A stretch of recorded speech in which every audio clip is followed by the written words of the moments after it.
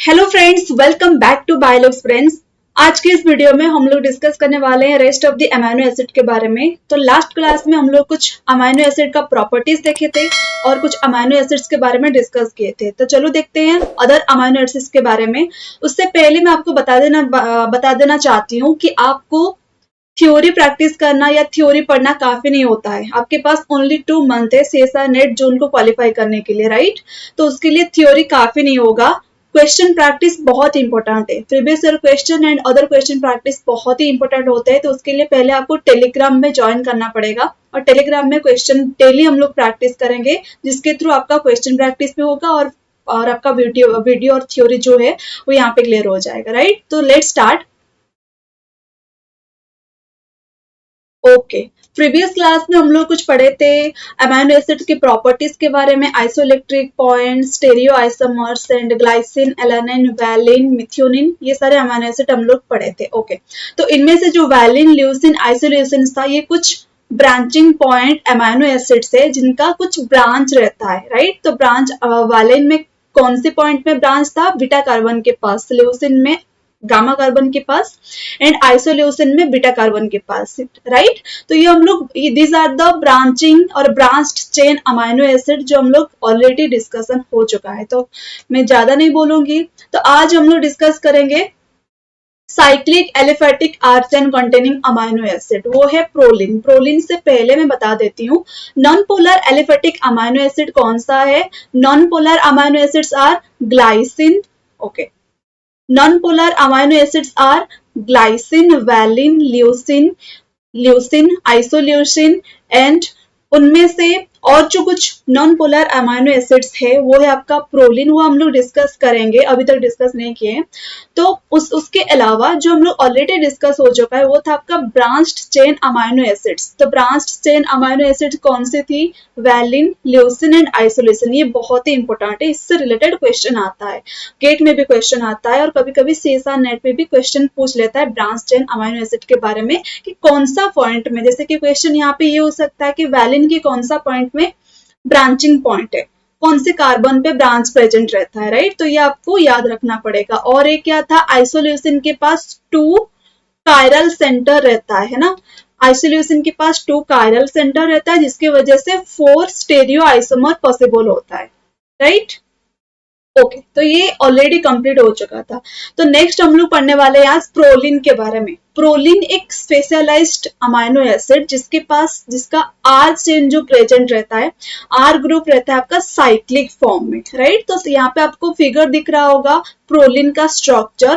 Proline में ये alpha carbon है, अल्फा कार्बन का alpha carboxylic acid and alpha immuno group present रहता है। अमीनो एसिड में acidic and amino group present रहता है, लेकिन प्रोलिन का साइक्लिक फॉर्म की वजह से उसका एक H हाइड्रोजन आटम लॉस होता है, जिसकी वजह से वो फॉर्मेशन होता है इम्यूनो ग्रुप। तो which group found in proline? This is immuno group, right. तो इम्यूनो ग्रुप प्रेजेंट रहता है प्रोलिन में। और प्रोलिन का जो आर चेन रहता है वो कुछ साइक्लिक फॉर्म में इंटर चेन फॉर्मेशन करके, इंटर बॉन्ड फॉर्मेशन करके रहता है, inter molecular bond. So proline is it have a alpha amino, not alpha amino group, alpha immuno group, and it is a non-essential amino acid. What is essential? What is non-essential amino acid? जो amino acid हमारे body में produce होता है, जिसका formation synthesis के लिए enzymes present है, वो होता है आपका essential, non essential amino acid, right.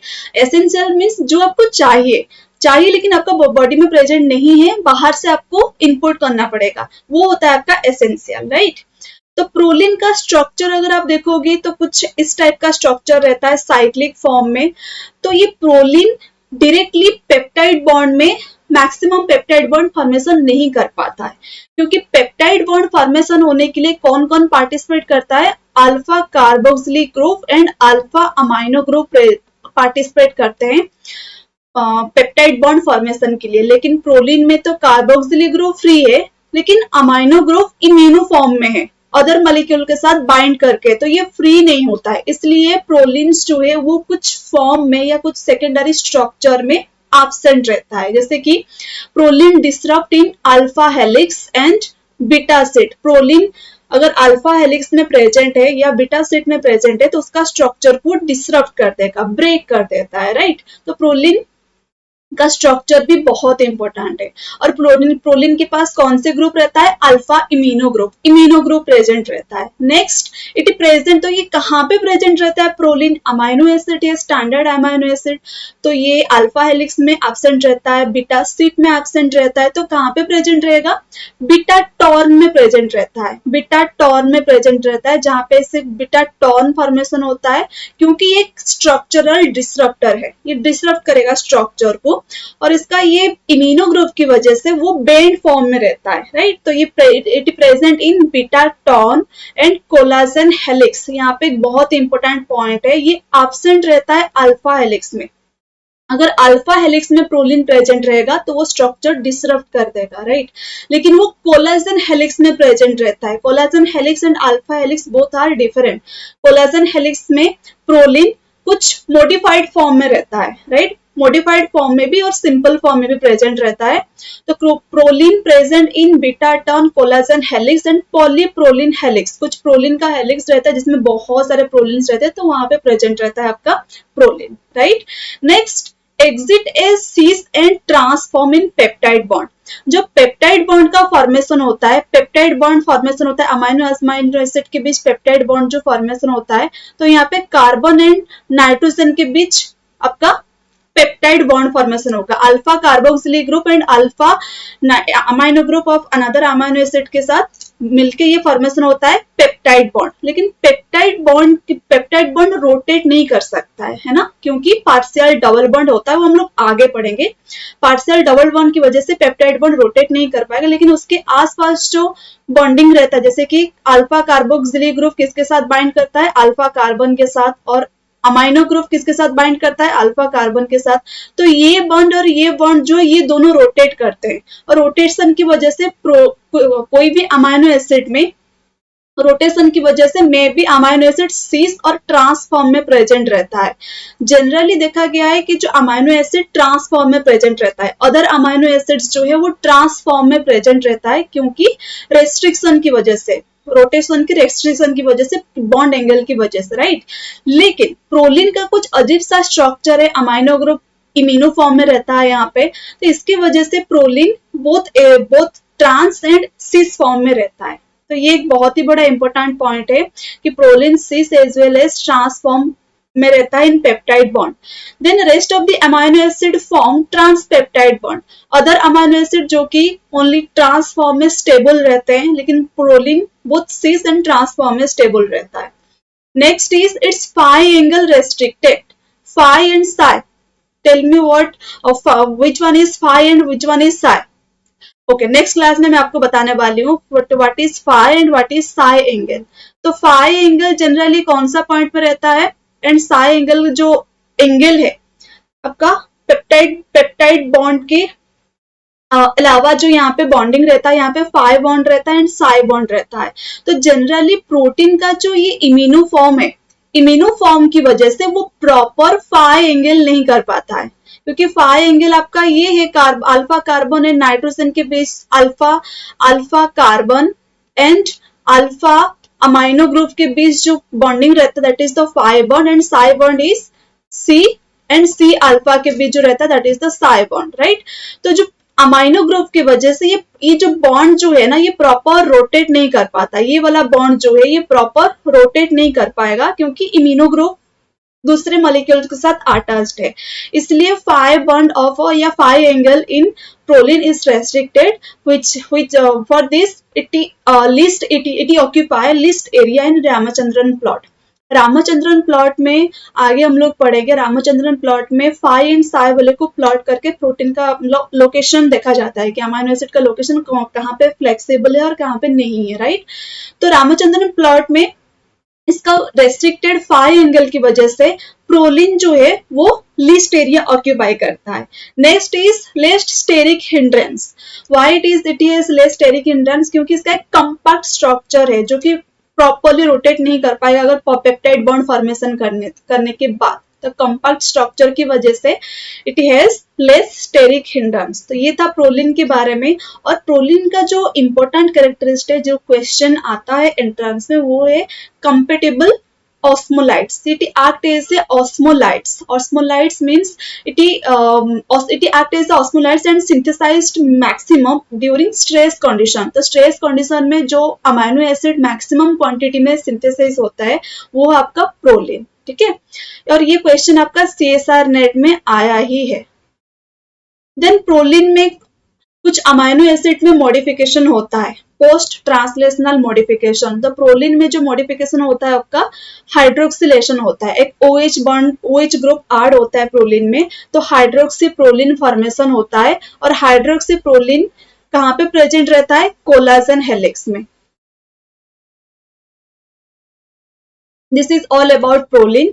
Next is aromatic amino acid. Guys, aromatic amino acid आपको पता होगा 3 अमाइनो एसिड्स रहते हैं, जैसे कि phenylalanine, tyrosine and tryptophan. This are aromatic amino acid. Aromatic amino acid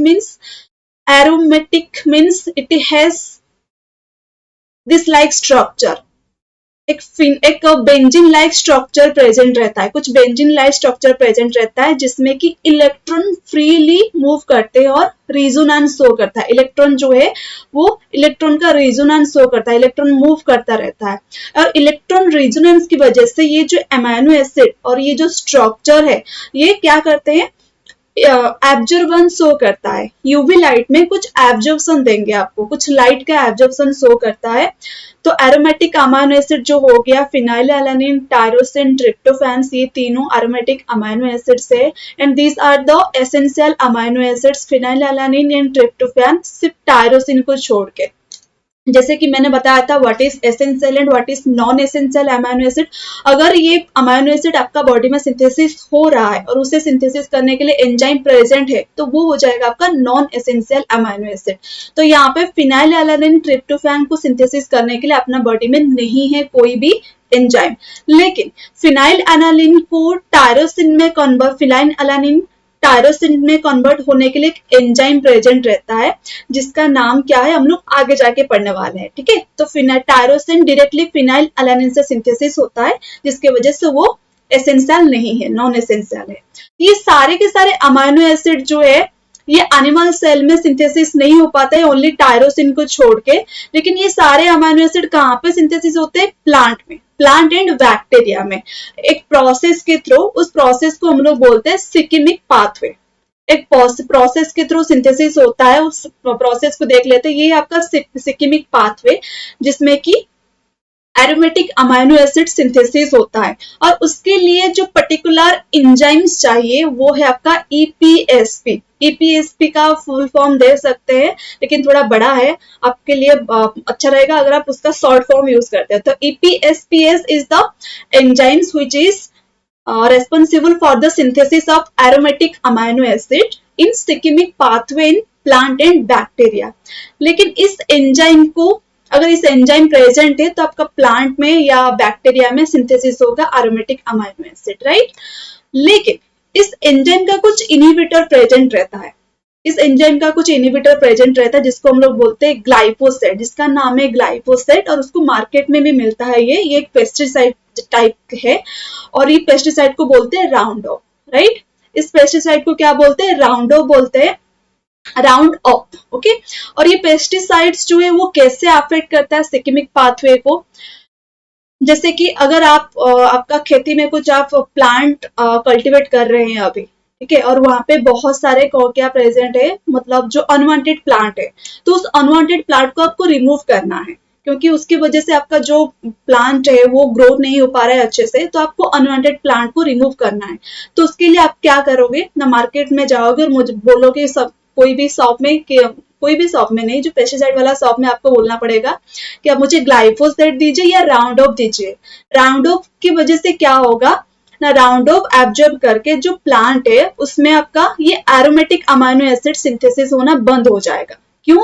क्योंकि ये जो ग्लाइफोसेट और राउंडअप EPSPS को इनहिबिट करता है, ठीक है। लेकिन इसके लिए आपको जो प्लांट आप कल्टीवेट कर रहे हैं, जो आपका जो वांटेड प्लांट है, उससे आपको इस एंजाइम का हाइब्रिड फॉर्मेशन करना पड़ेगा, ठीक है, जो कि इसका रेजिस्टेंट होगा। ग्लाइफोसेट का रेजिस्टेंट प्लांट को आपको, जैसे कि आप अगर आप सोयाबीन, ये मान लो कि ये एक वीट है, ये अब आपका आप जो कल्टीवेट करें वो आपका सोयाबीन है, ठीक है, और वो सोयाबीन आपका ग्लाइफोसेट का रेजिस्टेंट होना चाहिए, लेकिन उस खेती में आपका वीड्स बहुत ज्यादा हो गया, तो उससे हटाने के लिए आपको क्या करना पड़ेगा, राउंड ऑफ यूज करना पड़ेगा और स्प्रे करना पड़ेगा वहां पे।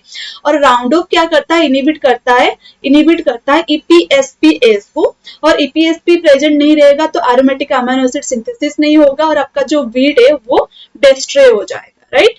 तो वीट को हटाने के लिए हम लोग यूज करते हैं राउंड ऑफ। तो एरोमेटिक अमीनो एसिड प्लांट में सिंथेसिस होता है। तो 3 एरोमेटिक अमीनो एसिड है, phenyl alanine, tyrosine and tryptophan, जिनके पास इलेक्ट्रॉन रेजोनेंस रहते हैं, जिसके वजह से वो कुछ लाइट को एब्जॉर्ब करते हैं, कुछ एनर्जी को एब्जॉर्ब करते हैं। वो जनरली होता है यूवी प्रेजेंट, यूवी लाइट में वो लाइट को एब्जॉर्ब करते हैं। उसका जो रेंज है वो है आपका 260 टू 280 nm पे। लेट्स सी, तो ऑब्जर्वेंस आपका अमाइनो एसिड्स का कितना रेंज में होता है, 260 टू 280 nm में होता है। तो ऑब्जर्वेंस मैक्सिमम कौन शो करता है, ट्रिप्टोफैन ज्यादा एब्जॉर्ब करेगा as compare to tyrosine, phenylalanine, right. तो जब आपका ऑर्डर होता है, ये क्वेश्चन आता है कि इनमें से हाईएस्ट ऑब्जर्वेंस कौन शो करेगा एट 280 nm पे, 280 nm यूवी लाइट पे, तो वो होता है आपका ट्रिप्टोफैन, देन टायरोसिन, देन आपका एसएस बॉन्ड, मतलब जो सिस्टीन में रहता है sulphur sulphur bond, disulphide bond रहता है, वो भी कुछ ऑब्जर्वेंस शो करता है। लेकिन क्वेश्चन आपका ये है, ट्रिप्टोफैन जो है वो 279 nm में, मतलब वही लगभग 280 nm में एब्जॉर्ब शो करेगा, टायरोसिन भी 280 nm में शो करता है, लेकिन phenylalanine only 250 to 260 range में, 260 रेंज में वो शो करता है एब्जॉर्बेंस, राइट। लेकिन अगर आपको आप 280 nm में मान लो आपके पास कुछ सॉल्यूशन है और उसमें एरोमेटिक अमीनो एसिड प्रेजेंट है, तो 280 nm में आपको 2 अमीनो एसिड का एब्जॉर्बेंस या 2 अमीनो एसिड का वेवलेंथ के अकॉर्डिंगली एब्जॉर्बेंस शो होगा। वो 2 कौन सी होगी, ना ट्रिप्टोफैन का ज्यादा होगा, टायरोसिन का कम होगा, लेकिन वहां पे फिनाइल एलानिन एब्जॉर्ब नहीं करेगा। फिनाइल एलानिन ओनली एब्जॉर्ब करता है 260 nm में, राइट। तो ये क्वेश्चन आया था लास्ट ईयर, शायद आया था सीएसआर नेट में कि 280 nm में कौन सा अमीनो एसिड एब्जॉर्ब नहीं करता है, तो उसका आंसर था फिनाइल एलानिन। तो ये आपका क्लियर हो गया होगा। नेक्स्ट, फिनाइल एलानिन के बारे में देखेंगे। It is an essential amino acid, क्योंकि बॉडी में सिंथेसिस नहीं होता है एनिमल सेल में, तो उसके लिए बाहर से मतलब प्लांट फूड के थ्रू हम लोग ऑक्यूपाई करते हैं, मतलब रिक्वायर्ड करते हैं। तो फिनाइल एलानिन का कुछ इस टाइप का स्ट्रक्चर है, फिनाइल एलानिन का इस टाइप का स्ट्रक्चर, इसके पास एक बेंजीन रिंग रहता है। तो मुझे बताइए यहाँ से यहाँ तक जो अमाइनो एसिड का स्ट्रक्चर था, इसका मोलेक्युलर वेट था 74, राइट। तो अभी टोटल अमाइनो एसिड का कितना हो जाएगा मोलेक्युलर वेट, यहाँ से यहाँ तक मोलेक्युलर वेट कितना होगा ना, बेंजीन रिंग में नंबर ऑफ कार्बन कितना रहता है, 6 कार्बन, और यहाँ पे हाइड्रोजन कितना होगा, यहाँ पे CH CH CH CH CH और यहाँ पे C, तो 6 कार्बन एंड 5 हाइड्रोजन रहता है। तो ये आपका हो जाएगा 6 into 12 और ये 5 into 1, और नेक्स्ट इज और आपका एडिशनल है आपका CH2, तो 1C एंड 2H, या ये आप कैलकुलेट करके आपको लिखना पड़ेगा अपना कॉपी में जो नोट बना रहे हैं आप, राइट। तो it is an essential amino acid, it is most hydrophobic. तो जो फिनाइल एलानिन होता है वो सबसे ज्यादा हाइड्रोफोबिसिटी शो करता है। तो आपका अगर क्वेश्चन ऐसे दिया होगा कि सॉल्यूशन में बहुत सारा अमाइनो एसिड है, तो फिनाइल एलानिन ऐसे करके बहुत सारे अमाइनो एसिड्स है, तो इनमें से मैक्सिमम हाइड्रोफोबिसिटी कौन शो करेगा, phenyl alanine, right. Then phenyl alanine is the precursor of tyrosine. Precursor of tyrosine is phenyl alanine, और उसके लिए एक पर्टिकुलर एंजाइम्स चाहिए, वो हम लोग आगे पढ़ेंगे। और इट सिंथेसाइज फिनाइल प्रोपानॉइड्स, कुछ प्रोपानॉइड्स पे सिंथेसिस होता है फिनाइल एलानिन से। और फिनाइल एलानिन का जो सिंबल है वो आपका PHE और F, राइट। Then maximum observance show at 260 nm, तो phenylalanine only maximum absorbance जो शो करेगा वो ओनली 260 nm में ही करता है। Next is tyrosine. तो टायरोसिन जो है it is a polar but uncharged amino acid. Why it is polar ना, ये है आपका फिनाइल अलानिन, ठीक है, PHE और इसे F भी सिंबल है। तो फिनाइल अलानिन टायरोसिन में कैसे कन्वर्ट होता है ना, उसके लिए एक पर्टिकुलर एंजाइम्स चाहिए जिसका नाम है फिनाइल अलानिन हाइड्रोक्सिलेस, मतलब PAH इसका शॉर्ट फॉर्म है। Phenylalanine hydroxylase convert phenylalanine to tyrosine. तो टायरोसिन में एडिशन क्या ऐड हो गया, OH ग्रुप, और O के पास क्या है, एक लोन पेयर रहता है जिसकी वजह से वो अनचार्ज्ड रहता है लेकिन वो पोलर है। तो tyrosine is a polar but uncharged amino acid. It is semi essential. Why it is semi essential, क्योंकि ये फिनाइल, अगर आपका बॉडी में फिनाइल अलानिन प्रेजेंट है तो ही ये सिंथेसिस हो पाएगा, right, in the presence of enzyme phenylalanine hydroxylase. अगर इस एंजाइम का म्यूटेशन हो जाता है तो क्या होगा, टायरोसिन आपका बॉडी में सिंथेसिस नहीं होगा। अगर टायरोसिन बॉडी में सिंथेसिस नहीं होता है तो एक पर्टिकुलर डिजीज कंडीशन होगा, उसे हम लोग बोलते हैं फिनाइल कीटोन्यूरिया। उस डिजीज को बोलेंगे mutation of PAH cause phenyl ketonuria, क्योंकि टायरोसिन सिंथेसिस नहीं हो रहा है तो फिनाइल अलानिन का कॉन्सेंट्रेशन जो है वो हाई हो जाएगा as compare to normal concentration, ठीक है। फिनाइल अलानिन का कॉन्सेंट्रेशन हाई होने की वजह से एक डिजीज कंडीशन शो होता है, उसे बोलते हैं हम लोग phenyl ketonuria, right. And formation of phenyl pyruvate. तो फिनाइल का डिफरेंट डेरिवेटिव फॉर्मेशन हो जाएगा अगर टायरोसिन फॉर्मेशन नहीं हुआ तो, ठीक है। तो phenyl ketonuria is a autosomal recessive disorder and from phenyl, अगर फिनाइल अलानिन हाई कॉन्सेंट्रेशन में होता है तो फिनाइल पायरुवेट सिंथेसिस होगा and it affect the brain function, तो ब्रेन फंक्शन को अफेक्ट करेगा, तो ये हार्मफुल कंडीशन हो जाएगा एक इंडिविजुअल के लिए। तो post translational modification, PTM means post translational modification, जो कि टायरोसिन में होता है वो आपका फॉस्फोराइलेशन होता है। जैसे कि एग्जाम्पल जैसे आप लोग पढ़े होंगे रिसेप्टर के बारे में, tyrosine receptor kinase, RTK, tyrosine receptor tyrosine kinase जो रिसेप्टर होता है, रिसेप्टर टायरोसिन काइनेस जो कि इंसुलिन का रिसेप्टर है, इंसुलिन की रिसेप्टर है, रिसेप्टर टायरोसिन काइनेस। तो टायरोसिन के रिसेप्टर टायरोसिन काइनेस में क्या होता है ना, रिसेप्टर का जो रिसेप्टर में जो साइटोसिलिक एंड में टायरोसिन प्रेजेंट रहता है वहां पे फॉस्फोराइलेट होता है, मतलब फॉस्फोराइलेशन हो जाएगा टायरोसिन के ऊपर। तो टायरोसिन का जो पोस्ट ट्रांसलेशनल मॉडिफिकेशन होता है वो आपका फॉस्फोराइलेशन, ठीक है। तो सिंथेसाइज क्या है, क्या सिंथेसिस होता है टायरोसिन से, इट इज सिंथेसाइज या act as a precursor for thyroxine hormone, जो थायराइड ग्लैंड से रिलीज होता है thyroxine hormone T3 and T4, तो वो कहां से सिंथेसिस होता है, टायरोसिन से। एंड मेलानिन, ये याद रखो, मेलानिन जो कि सिंथेसिस होता है कहां से, टायरोसिन से। टायरोसिन से मेलानिन सिंथेसिस होने के लिए एक पर्टिकुलर एंजाइम चाहिए, उस एंजाइम का नाम है टायरोसिनेस। टायरोसिनेस, अगर टायरोसिनेस प्रेजेंट है तो टायरोसिन से मेलानिन सिंथेसिस होगा और एक इंडिविजुअल का एक पर्टिकुलर पिगमेंट, मतलब स्किन पिगमेंट शो करेगा। अगर मेलानिन प्रेजेंट नहीं होता है तो क्या होगा ना, स्किन में कुछ पैचेस दिखने को मिलता है, उसे बोलते हैं हम लोग एल्बिनिजिंग, ठीक है। तो टायरोसिन के डेफिशिएंसी में कौन सी डिजीज कंडीशन होगा, एल्बिनिज्म, ठीक है, क्योंकि मेलानिन सिंथेसिस नहीं होगा। Next is morphine, morphine synthesized from tyrosine which is act as a pain reliever, मतलब पेन को रिलीव करेगा। Next is tryptophan. तो टायरोसिन का एब्जॉर्बेंस कौन सी रेंज में होता है, थोड़ी देर पहले ही हम लोग डिस्कस किए थे, टायरोसिन का एब्जॉर्बेंस 274 nm, मतलब लगभग 280 nm में भी उसका एब्जॉर्बेंस शो करेगा, लेकिन 280 nm में जो मैक्सिमम एब्जॉर्बेंस शो होता है वो आपका कहां से होता है, जनरली मैक्सिमम कौन एब्जॉर्बेंस शो करेगा, वो है ट्रिप्टोफैन, राइट। तो टायरोसिन कंप्लीट हो गया, देन ट्रिप्टोफैन, इसका शॉर्ट फॉर्म है TRP और W बोलते हैं, और this is the largest amino acid, क्योंकि इसका मॉलिक्यूलर वेट जो है वो 204 है और आप इसे डायरेक्टली कैलकुलेट कर सकते हैं।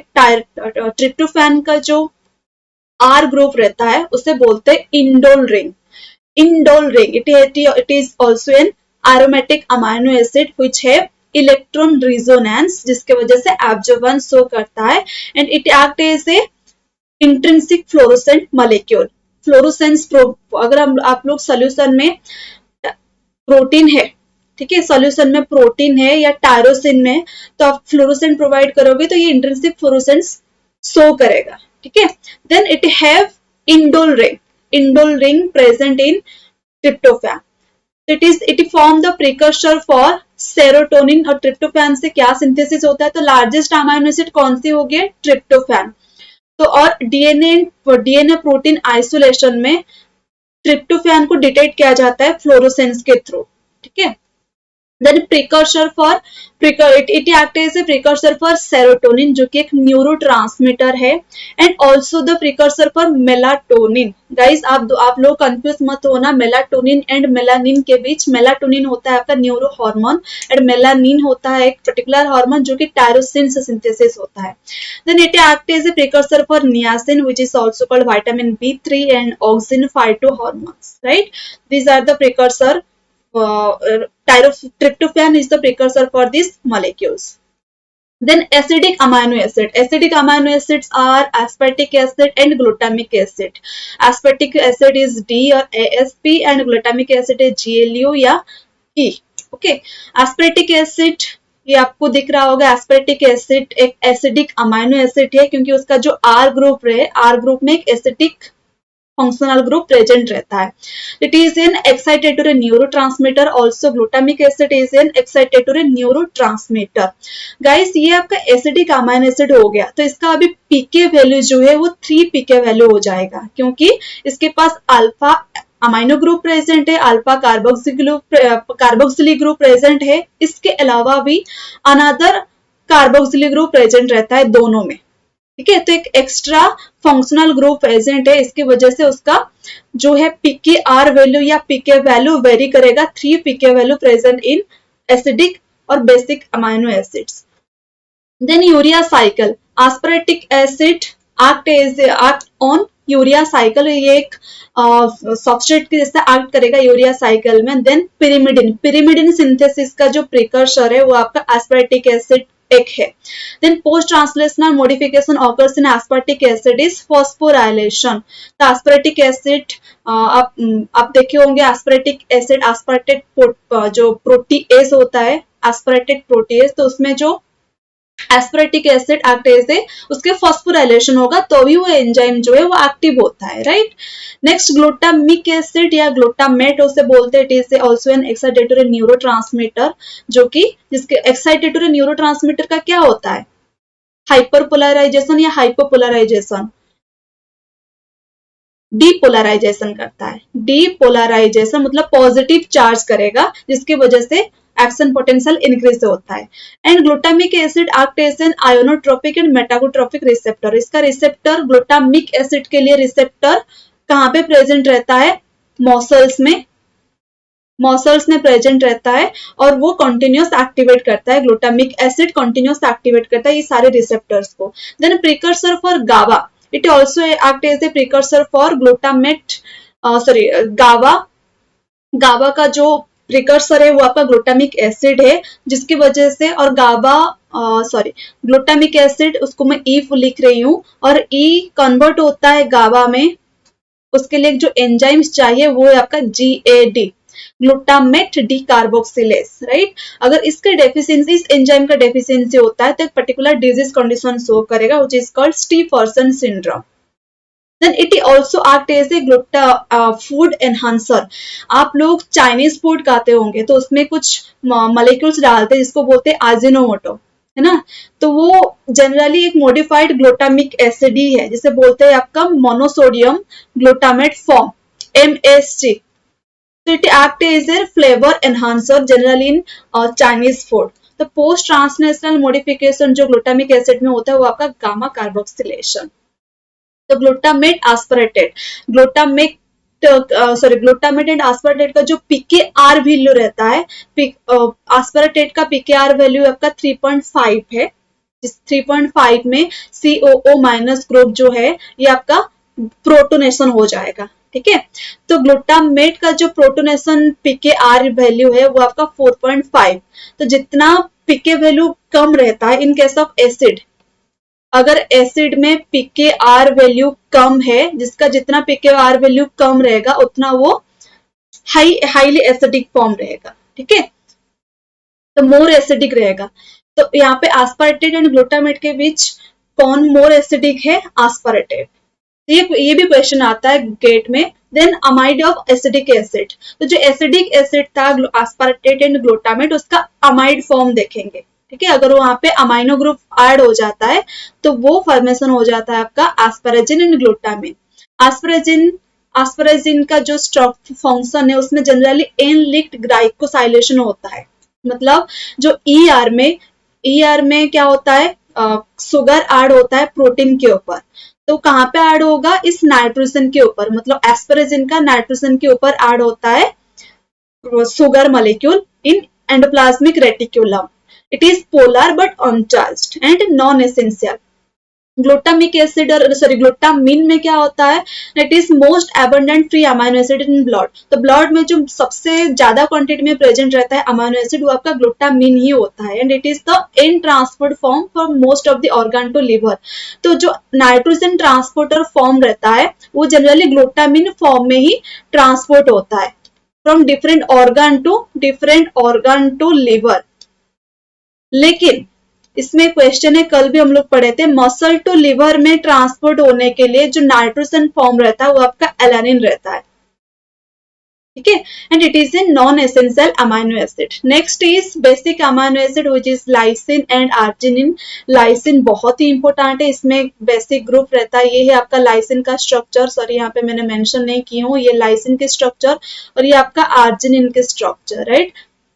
तो लाइसिन में कुछ अल्फा बीटा गामा डेल्टा एटा करके कार्बन रहता है और एटा कार्बन के साथ अमाइनो ग्रुप ऐड होता है, ठीक है, and extra amino group present in eta carbon. Then it lack in cereal, तो आपका जो सीरियल व्हीट राइस इसमें प्रेजेंट नहीं होता है लाइसिन, और उसका पोस्ट ट्रांसलेशनल मॉडिफिकेशन जो होता है वो जनरली मिथाइलेशन होता है, मिथाइलेशन होगा लाइसिन में, एंड एसिटाइलेशन होता है। मिथाइलेशन होता है तो मिथाइलेशन एंड एसिटाइलेशन बहुत इंपॉर्टेंट है डीएनए पैकेजिंग के लिए, क्योंकि यहाँ पे एसिटाइलेशन होगा, मतलब अगर यहाँ पे COO माइनस ग्रुप ऐड हो जाएगा तो यहाँ पे जो पॉजिटिव चार्ज था वो 0 हो जाएगा, क्योंकि एक नेगेटिव ग्रुप ऐड हो गया, तो वो पहले जितना डीएनए के साथ बाइंड किया था लाइसिन के थ्रू, क्योंकि ये पॉजिटिव अमाइनो एसिड है तो डीएनए होता है आपका नेगेटिव, तो हिस्टोन में जब लाइसिन डीएनए के साथ बाइंड करता है तो एफिनिटी के साथ बाइंड करेगा, लेकिन अगर लाइसिन में मॉडिफिकेशन हो जाएगा एसिटाइलेशन के थ्रू तो उसका ओवरऑल चार्ज 0 हो जाएगा, तो प्रॉपर्ली डीएनए के साथ बाइंड नहीं कर पाता है और फॉर्मेशन होता है euchromatin, right. Then sumoylation and ubiquitination and hydroxylation also occur in lysine. Then arginine is the, arginine में भी सेम अमाइनो ग्रुप रहता है, extra amino group 3 amino group present रहता है, और it is the most basic amino acid, क्योंकि 3 amino acid extra present है तो मोर बेसिक होता है, एंड हैव ग्वानिडियम ग्रुप। ये ग्वानिडियम ग्रुप क्या है? एक पर्टिकुलर स्ट्रक्चर जो कि 3 नाइट्रोजन के साथ अटैच रहता है, इसे बोलते हैं ग्वानिडियम फॉर्म। तो ये फॉर्म कहाँ पे है? आर्जिनिन में, and abundant in histone and protamines. The most positive amino acid is arginine which is mostly present in histone and protamines, जो कि स्पर्म में पाया जाता है। Then it is an ureide form means urea form. तो यहाँ से यहाँ तक जो स्ट्रक्चर रहता है ये आपका यूरिया फॉर्म, ये यूरिया का स्ट्रक्चर है, तो ये स्ट्रक्चर कहाँ पे प्रेजेंट रहता है? आर्जिनिन में। Then it is the precursor for NO, nitric oxide synthesized from arginine. तो आर्जिनिन बहुत सारे मॉलिक्यूल्स के लिए प्रिकर्सर है, नाइट्रोजन सिंथेसिस होता है थ्रू नाइट्रिक ऑक्साइड सिंथेसिस होता है through nitric oxide synthase. Next is histidine. Histidine is the weakest best, जिसके पास एक इमिडाजोल रिंग रहता है, लेकिन ये एब्जॉर्ब नहीं करेगा, यहाँ पे भी इलेक्ट्रॉन रेजोनेंस शो करता है लेकिन वो एब्जॉर्ब एंड शो नहीं करेगा। तो it is the buffer in physiological pH, it is so buffer in physiological pH. Why? क्योंकि physiological pH means pH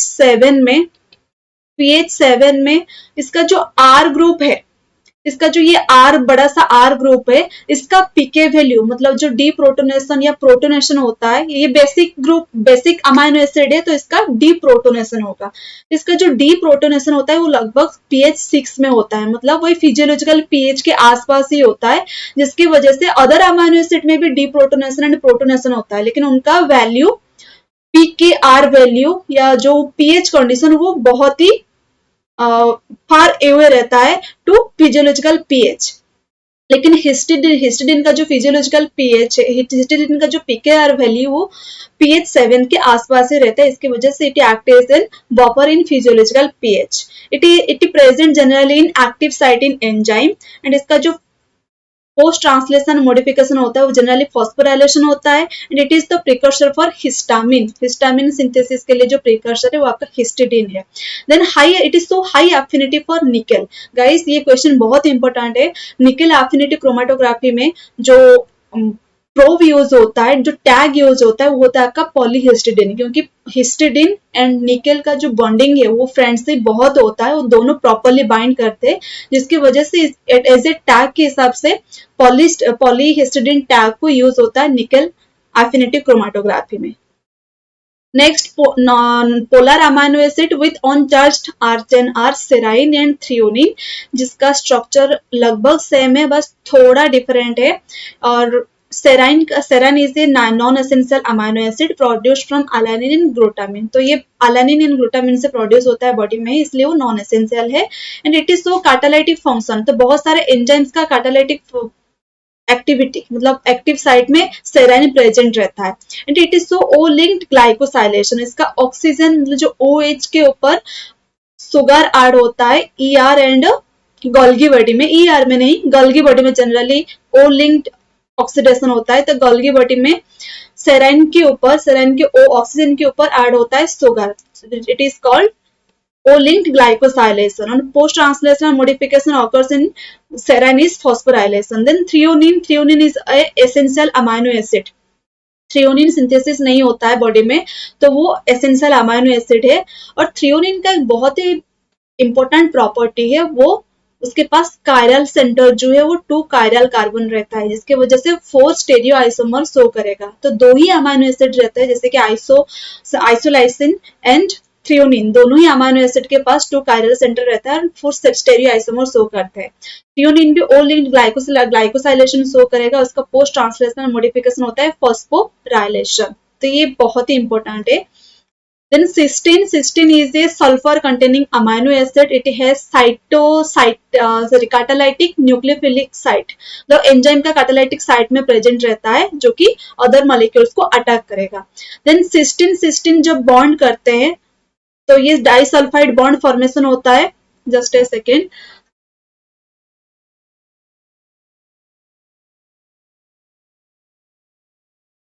disulphide bond formation होगा सिस्टीन के बीच, तो वो स्ट्रक्चर को बोलते हैं सिस्टेन, जो कि एब्जॉर्बेंस शो करता है। डाइसल्फाइड बॉन्ड एब्जॉर्बेंस शो करता है लगभग 255 nm में, ठीक है।